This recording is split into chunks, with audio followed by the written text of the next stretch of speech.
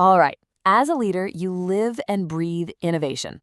But let's be honest, how do you turn that buzzword into something that actually, drives results? We're about to look at a tool, a new kind of map that's designed to do just that, to chart a real course for your company's future. So, does this sound familiar? You've got brilliant people, right? Your teams are coming up with fantastic ideas, but they feel disconnected. You have these little pockets of genius all over the place, but they never seem to connect and become that one massive breakthrough you're looking for. Yeah, if you're nodding along, you are definitely not alone. It's a huge problem. And you know what the culprit is? 9 times out of 10, silos. It's the classic problem of disconnected ideas.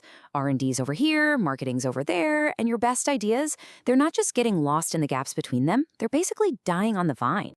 But here's the thing we absolutely have to get our heads around. Breakthroughs? They don't happen in a vacuum. The real game changers, the stuff that redefines an entire market, that magic happens at the intersections. It's all about those powerful, sometimes really unexpected connections between different fields. Okay, so the magic is at the intersections. How do you find them on purpose, not just by accident? Well, you need a new playbook for growth. You need a map. And here it is. Now, I know what you're thinking. Looks kind of complex, right? But I want you to ignore the academic look for a second. This is not a chart. This is your new strategic map for innovation. It lays out all the key areas your business touches, but the real gold is in the lines connecting them. Those are the hidden pathways to new value. Exactly. Think of every single line on here as a potential opportunity. It's a path for ideas to travel, for data to flow, for a completely new project that could become your next huge win. What this does is take the fuzzy idea of innovation and turn it into something you can actually see and navigate. Okay, enough with the theory, let's make this real. The true power of this map is finding those unexpected connections. That's where you find your competitive edge. So let's zoom in and look at a couple of quick examples of how this actually works. First up, we've got a pairing I'm willing to bet you didn't talk about in your last strategy session. AI meets philosophy. Yeah, I know, it sounds a little out there, but stick with me, because the business implications here are absolutely huge. So on one side, you've got the guts of modern AI, right? Machine learning, neural networks, and on the other, you've got these ancient pillars of thought, ethics, logic, and ontology, which is really just a fancy word for figuring out what stuff is and how it relates to other stuff. The map shows us there's a direct and really powerful line connecting these two worlds. Which leads to the big strategic question. Why on earth should you, as a tech leader, care about philosophy?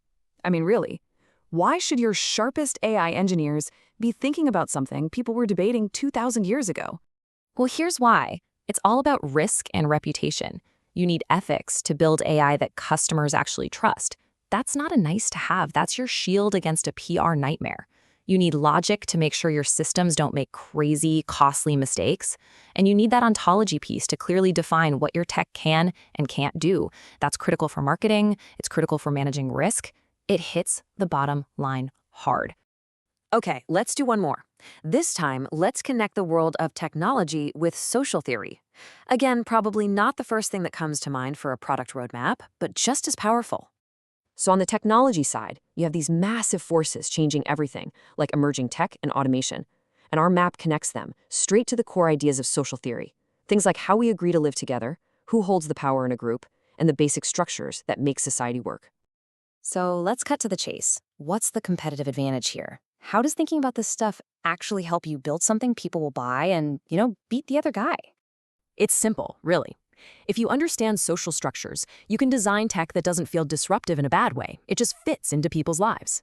If you get the power dynamics of your users, you build platforms that feel fair and engaging, places people want to spend their time.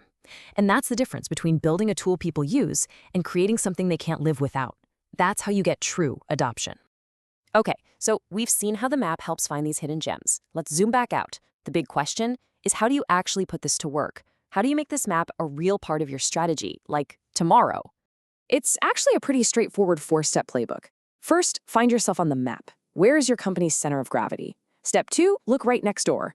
What are the adjacent fields that you are completely ignoring? Those are your low-hanging fruit. Third, you've got to intentionally foster that cross-pollination. Create teams and projects that force these different worlds to collide. And finally, and this is the big one, you have to invest. Put your money and your best people on these intersections. So look, this map isn't just a cool visual. It's a call to action. It's a strategic prompt. So I'll leave you with this question.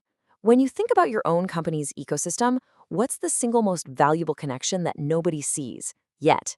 And what are you going to do to be the first one to build it?